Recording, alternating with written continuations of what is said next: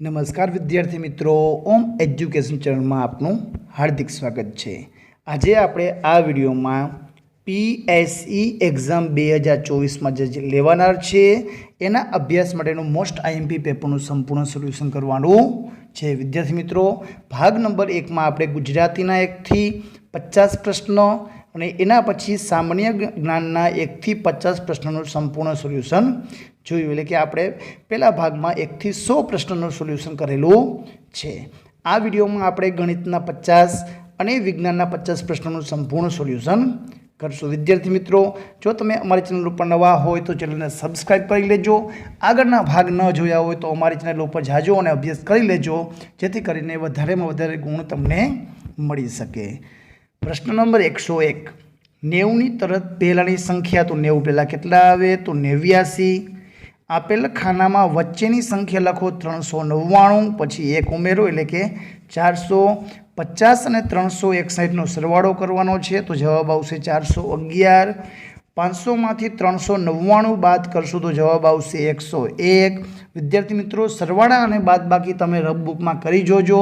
જો જવાબમાં કાંઈ પણ ફેરફાર હોય તો મને કોમેન્ટમાં જરૂરથી જણાવજો। પ્રશ્ન નંબર 105, 701માં 7ની સ્થાન કિંમત, તો એકમ, દશક ને 100ના સ્થાનમાં છે તો 700। 675ને 15 વડે ભાગાકાર કરશું તો 45 જવાબ આવે। 5000 ચોકલેટ 50 બાળકોને વેચવાની છે, તો દરેક બાળકને કેટલી ભાગમાં આવશે? તો 5000 ભાગ્યા 50। તમે અંશ અને છેદમાં મૂકીને ઉડાડી શકો। 5 ગુણ્યા 100, દરેકને 100 ચોકલેટ આવે। અથવા 5000 ભાગ્યા તમે 50 પણ કરી શકો છો। 0 અને 9માં સૌથી મોટી બેકી સંખ્યા કઈ આવે છે? તો 0 અને 9 વચ્ચેની બેકી સંખ્યા 2, 4, 6 અને 8, એમાં સૌથી મોટી આવશે 8। એના પછી આપેલું છે સરવાળો કરો, 160, 71 અને 234નો કરશો તો 465। 3 અંકની મોટામાં મોટી સંખ્યા, તો 999। 3 અંકની નાનામાં નાની સંખ્યા, તો 100, એ બાદ કરશું તો 899 જવાબ આવશે। નાનામાં નાની અને મોટામાં મોટી સંખ્યા આવડતી હોવી જરૂરી છે। જલ્પા પાસે 200 રૂપિયા હતા, 64 રૂપિયાની ખાંડ અને 62 રૂપિયાની તુવેર દાળ ખરીદી, તો કેટલા રૂપિયા વધ્યા? તો 64 અને 62, પહેલાં સરવાળા કરવા જઈશું તો 124 રૂપિયા થશે। તો 200માંથી આપણે 124 રૂપિયા બાદ કરશું તો 74 રૂપિયા જવાબ આવશે। નીચેનામાંથી કયા માસમાં દિવસ 30 હોય? તો એપ્રિલ, એપ્રિલ, જૂન, સપ્ટેમ્બર અને નવેમ્બર, 4 મહિના એવા છે કે 30 દિવસો હોય। આકૃતિને ઓળખો, તો અહીંયા 7 બાજુ છે, તો 6 બાજુ છે તો એને કહેવાય ષટકોણ। 5 બાજુ હોય તો પંચકોણ, 4 બાજુ હોય તો ચતુષ્કોણ, 7 બાજુ હોય તો સપ્તકોણ, 8 બાજુ હોય તો અષ્ટકોણ। 15માંથી 3ને કેટલી વાર બાદ કરશું? તો 15ને 3 વડે ભાગશું તો 3 × 5 = 15, તો 5 વખત આપણે એને બાદ કરી શકશું। સરખી કિંમતની 8 નોટબુક 40 રૂપિયામાં મળતી હોય તો એક નોટબુકની કિંમત, તો કુલ 40 રૂપિયા છે, એમાં 8 નોટબુક છે તો 8 × 50 = 40, તો એક નોટબુકની કિંમત 5 રૂપિયા થાય। 3.5 રૂપિયા બરાબર કેટલા પૈસા? 1 રૂપિયાના 100, તો 3 રૂપિયાના 300 અને બીજા માથે 50 પૈસા, તો 350। 1 મીટર બરાબર કેટલા સેન્ટીમીટર? 1 મીટરના 100 સેમી થાય।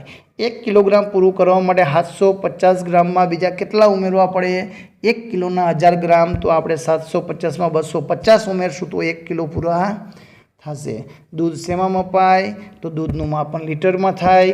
કઈ સંખ્યા તરત પછીની સંખ્યા આટલી આવે? 6809, તો ટૂંકમાં એની પહેલાંની સંખ્યા 6808।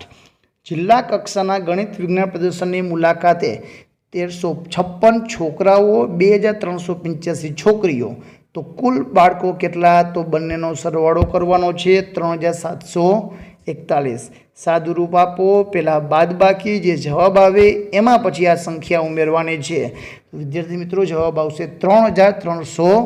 35 સરવાળા બાદ બાકી તમે રફ બુકમાં એકવાર અભ્યાસ કરી લેજો. સાચો જવાબ આવે છે કે ખોટો, જે ખોટો આવતો હોય તો મને કોમેન્ટમાં જરૂરથી જણાવજો. દરેક સંખ્યાનો નાનામાં નાનો અવયવ 1, મોટામાં મોટો અવયવ કહીએ તો સંખ્યા પોતે.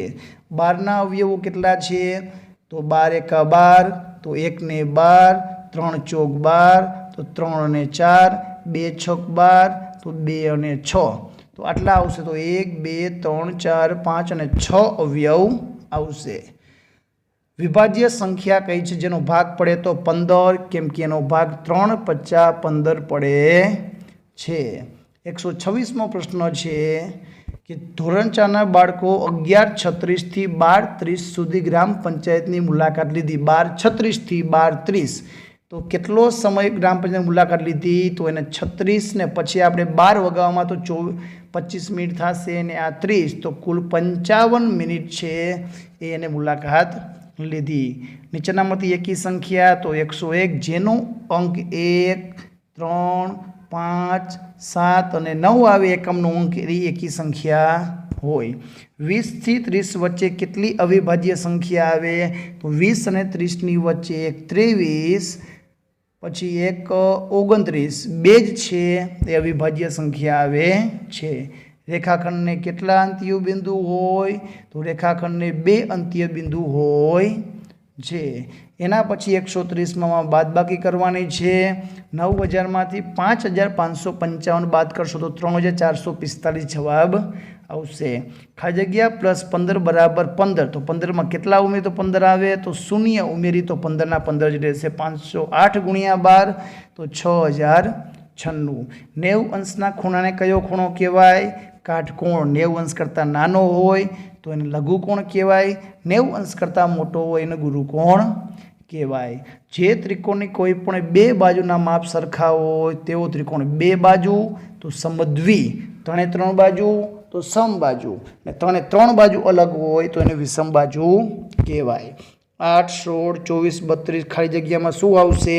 8 દુ 16, 8 તરી 24, 8 ચોક 32, તો 8 50 40. 8નો ઘડિયો છે. 15ને કેટલા વડે ગુણશે? તો 675 આવશે.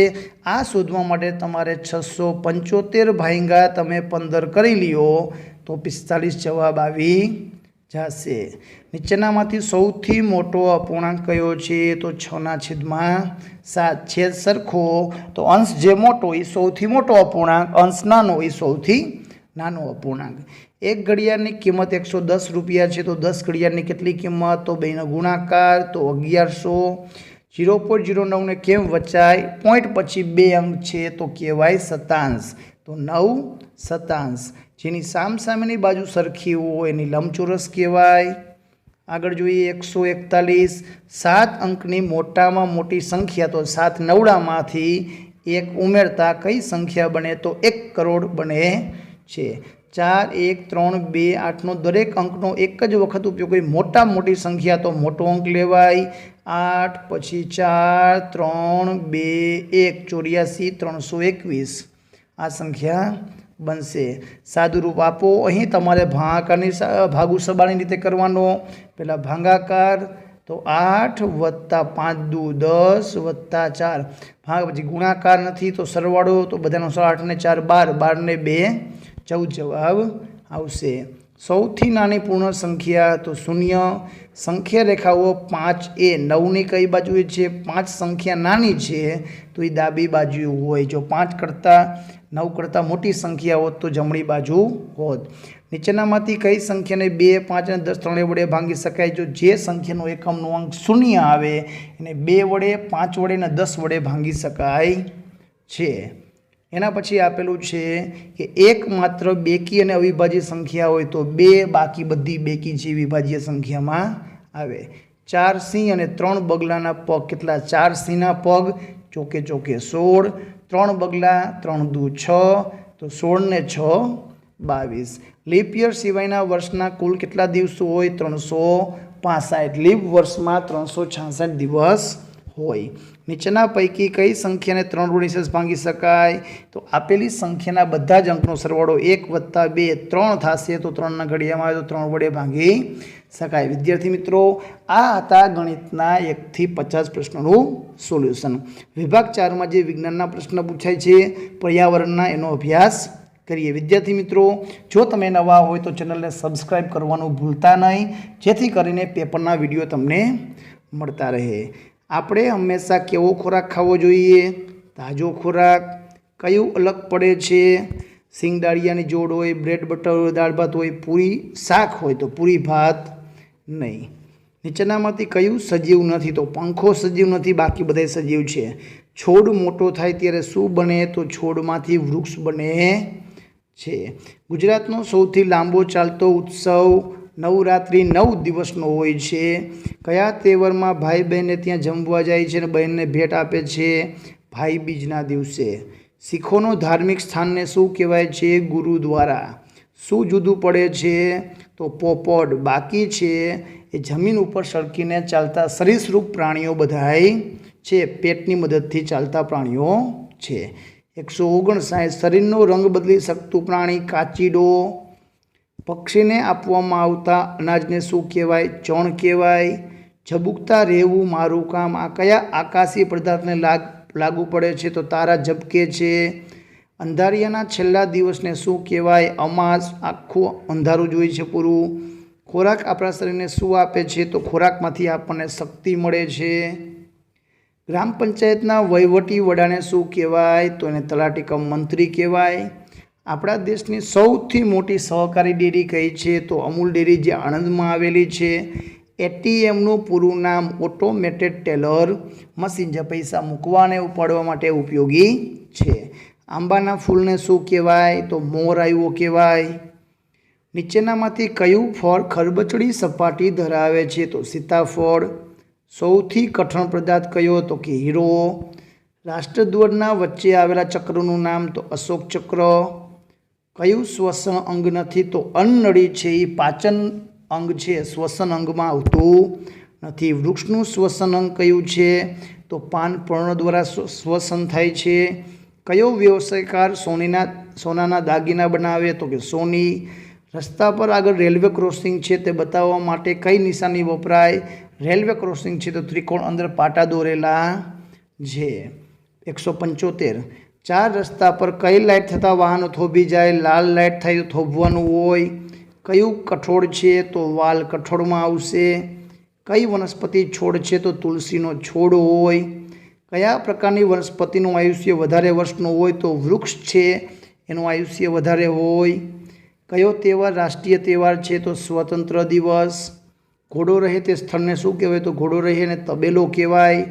તલ સાંકળી કયા તહેવારમાં ખવાય? તો ઉત્તરાયણના દિવસે તલના લાડુ અને તલ સાંકળી ખવાય। શેનું સંકેત સૂચવે છે? તો હોસ્પિટલ કે દવાખાનું।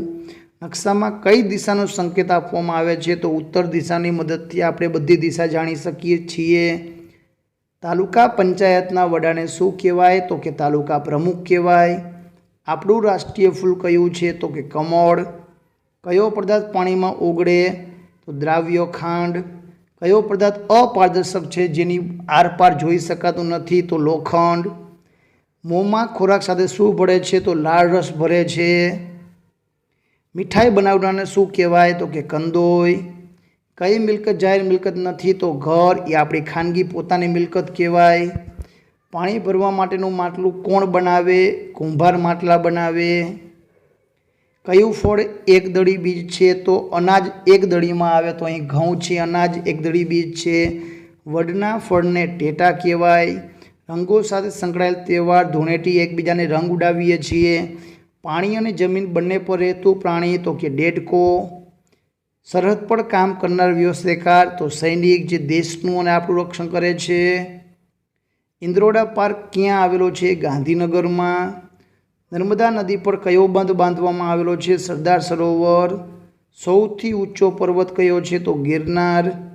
મોટા શહેરનો વહીવટ કરતી સંસ્થા કઈ? તો મહાનગરપાલિકા મોટા શહેરોમાં હોય છે। તો વિદ્યાર્થી મિત્રો, આ હતું વિભાગ 4 વિજ્ઞાન અને પર્યાવરણના 50 પ્રશ્નોનું સોલ્યુશન। વિદ્યાર્થી મિત્રો, વિડીયો ગમે તો લાઈક કરજો, અમારી ચેનલને સબસ્ક્રાઈબ કરજો અને તમારા મિત્રોને શેર કરવાનું ભૂલતા નહીં। વિડીયો ગમે તો લાઈક કરજો। આભાર, ધન્યવાદ।